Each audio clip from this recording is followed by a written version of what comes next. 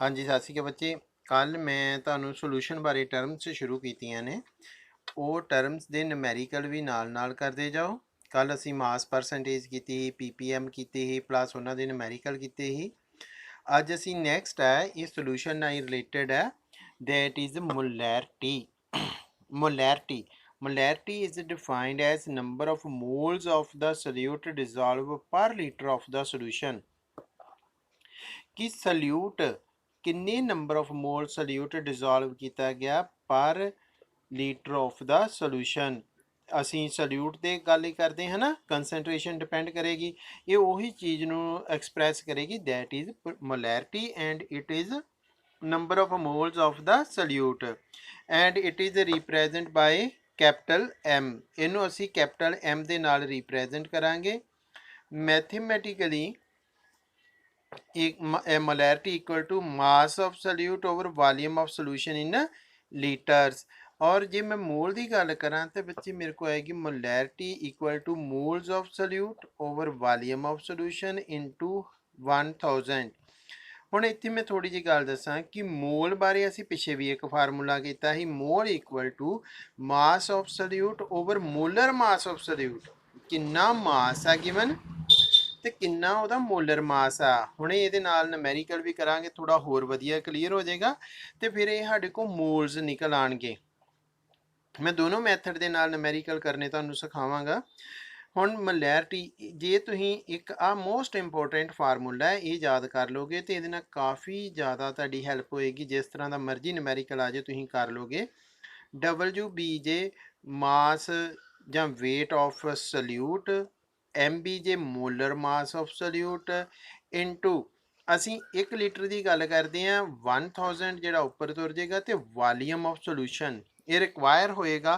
ਤੁਹਾਨੂੰ ਸੋਲੂਸ਼ਨ ਦੇ ਵਿੱਚ ਦੱਸਿਆ ਹੋਏਗਾ ਕਿ ਅਸੀਂ ਇੰਨੇ ਮੋਲਰ ਸੋਲੂਸ਼ਨ ਬਣਾਉਣਾ ਤੇ ਉਹ ਆਪਾਂ ਪ੍ਰਪੇਅਰ ਕਰ ਸਕਦੇ ਹਾਂ। ਇਹ ਫਾਰਮੂਲਾ ਤੁਹਾਡਾ ਮੋਸਟ ਇੰਪੋਰਟੈਂਟ ਜੇ, ਠੀਕ ਹੈ।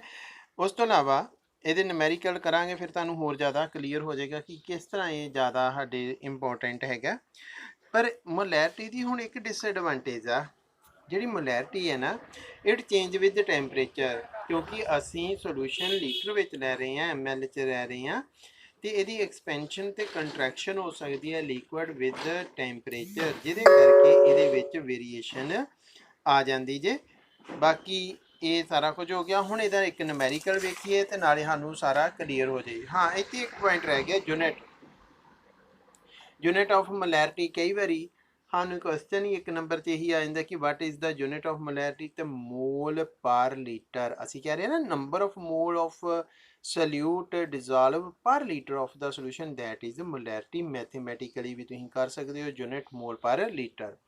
ਹੁਣ ਨੂਮੈਰੀਕਲ ਆ ਗਿਆ ਸਾਡੇ ਕੋਲ 2.46 gram of sodium hydroxide dissolve in water and the solution is made to 100 ml in a volumetric flask. Calculate the molarity of the solution। clear ਕਰ ਦਿੱਤਾ ਉਹਨੇ ਕਿ ਸਾਨੂੰ molarity find out ਕਰਨੀ ਹੈ।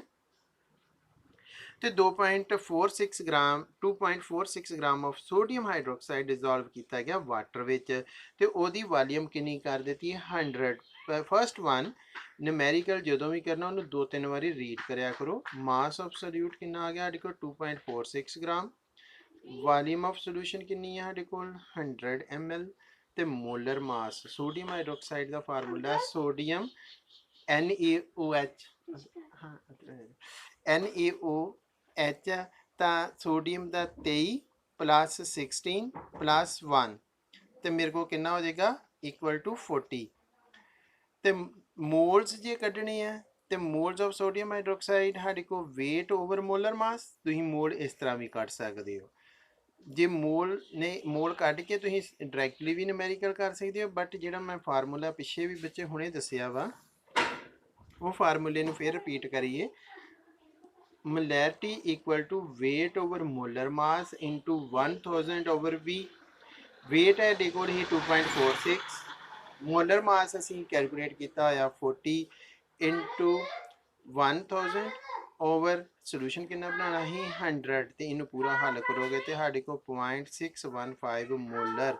ਹਾਂ, ਇੱਥੇ ਮੋਲਰ ਔਰ ਮੋਲ ਪਰ ਲੀਟਰ यूनिट लिखना जरूरी जे जे यूनिट नहीं ना लिखते तो तुहाडा हाफ नंबर कटिया जा सकता जे जां तां नहीं याद आ रही तो मोलैरिटी है कैपिटल एम ना रिप्रैजेंट करते हैं कैपिटल एम भी लिख सकते हो और मोल पर लीटर यूनिट लिखना जरूरी जे नहीं तो ये नंबर कट्टे जाएंगे तुहाडे क्लीयर है नूमेरिकल ये मेरे हिसाब नाल तुहानूं बड़ा वधिया क्लीयर हो जाएगा नैक्सट है हुण साडे कोल इहदे नाल ही रिलेटेड है मोलैरिटी मोलैरिटी ते मोलैरिटी च मोस्टली डिफरेंस पेपर में आ जाता है क्योंकि दोनों इक्को जे लगते हैं बच्चे कन्फ्यूज हो जाते हैं कि हाँ मोलैरिटी ते मोलैरिटी च डिफरेंस की है हुणे क्लीयर करते हैं it is defined as number of moles ਉਹਦੇ ਵਿੱਚ ਵੀ ਆਪਾਂ ਇਹੀ ਕਿਹਾ ਸੀ नंबर ऑफ मोल्स ने of the solute dissolve per 1000 gram of the solvent बस फर्क इत्थे आ रहा कि solvent किलोग्राम ਜਾਂ ग्राम ਦੇ ਵਿੱਚ ਆਏਗਾ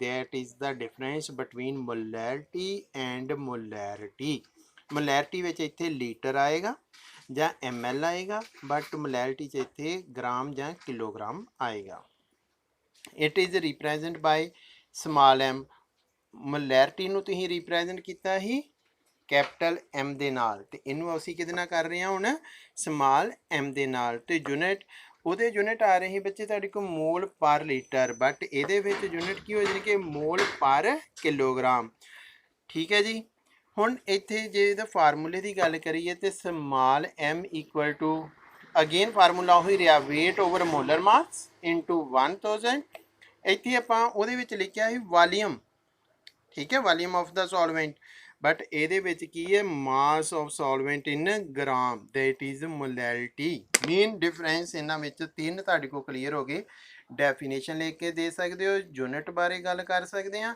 एंड थर्ड वन रिप्रैजेंटेशन कि असी रिप्रैजेंट किया है डिफरेंस तुसीं अपनी कापी ते खुद बनाना वा ਹੁਣ ਆ ਗਿਆ molarity is considered better for expressing the concentration as compared to molarity ਦੇ ਨਾਲੋਂ molarity best ਹੈਗੀ ਹੈ because it does not change with the temperature ਇਹ temperature ਦੇ ਨਾਲ change ਨਹੀਂ ਜੇ ਹੁੰਦੀ ठीक है because mass of the solvent does not change with change in temperature क्योंकि ਇਹਦੇ ਵਿੱਚ solvent ਦਾ mass ਕਾਹਦੇ ਵਿੱਚ ਆ ਉਹ किलोग्राम ਜਾਂ ग्राम ਦੇ ਵਿੱਚ ਆ ਜਦੋਂ ਕਿ ਇਹਦੇ ਵਿੱਚ ਸਾਡੇ ਕੋਲ ਵੋਲੀਅਮ 'ਚ ਹੀ ml ਵਿੱਚ ਹੀ ਇਹ ਦੋਨਾਂ ਦਾ ਮੇਨ ਡਿਫਰੈਂਸ ਆ ਤੇ ਬੈਸਟ ਫਿਰ ਕਿਹੜੀ ਹੋਈ ਦੋਨਾਂ ਚੋਂ molarity ਕਿ molarity ठीक है molarity best है because it does not change with the temperature next है ਸਾਡੇ ਕੋਲ ਇਹਦਾ numerical भी ਅਸੀਂ देख ਲੈਂਦੇ ਹਾਂ numerical ਨੂੰ ਕਰਾਂਗੇ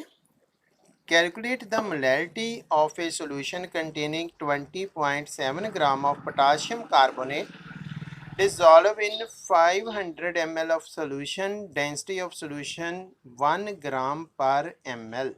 ਹੁਣ ਸਾਡੇ ਕੋਲ ਮਾਸ ਆਫ ਸੋਲਿਊਟ 1 ਬਾਈ 1 ਅਸੀਂ ਚੀਜ਼ਾਂ ਚੁੱਕਦੇ ਜਾਵਾਂਗੇ 20.7 ਗ੍ਰਾਮ ਆ ਜਾਏਗਾ ਮਾਸ ਆਫ ਸੋਲਿਊਸ਼ਨ ਕੱਢਣਾ ਤੇ ਤੁਹਾਨੂੰ ਪਤਾ ਬੱਚੇ ਡੈਂਸਿਟੀ ਕਿਹਦੇ ਬਰਾਬਰ ਹੈ ਮਾਸ ਓਵਰ वॉल्यूम तो जे मैं मास कटना तो डेंसिटी इंटू की हो जाना ही वॉल्यूम डेंसिटी मेरे को 1 तो वॉल्यूम मेरे को 500 ठीक है दोनों चीज़ा आई मल्टीप्लाई किया तो मेरे को मास ऑफ सोल्यूशन कितना आ गया जी 500 ग्राम क्लीयर है इतों तक तो मास ऑफ सॉल्वेंट कटना तो टोटल सोल्यूशन दे विचों मैं सल्यूट का मास कढ़ दियाँ तो मेरे को कहता रह जाएगा सॉल्वेंट का बिकॉज असी कल एक फार्मूला मैं जर्नल या तुहानूं लिखाया ही मैं क्या ही सल्यूट प्लस सॉल्वेंट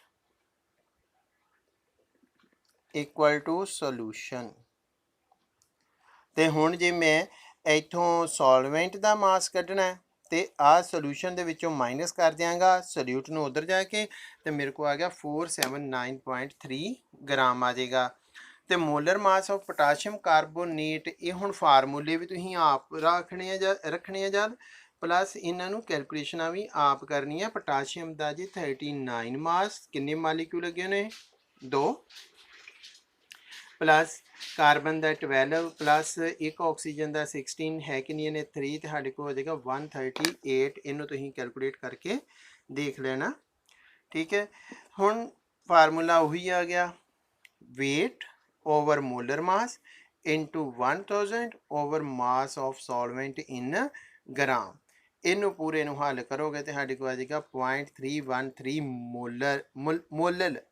ਮੋਲਰ ਨਹੀਂ ਸਮਾਲ ਐਮ ਹੈ ਤਾਂ ਮੋਲਲ ਜਾਂ ਤੁਸੀਂ ਲਿਖ ਸਕਦੇ ਹੋ ਔਰ ਮੋਲ ਪਰ ਕਿਲੋਗ੍ਰਾਮ।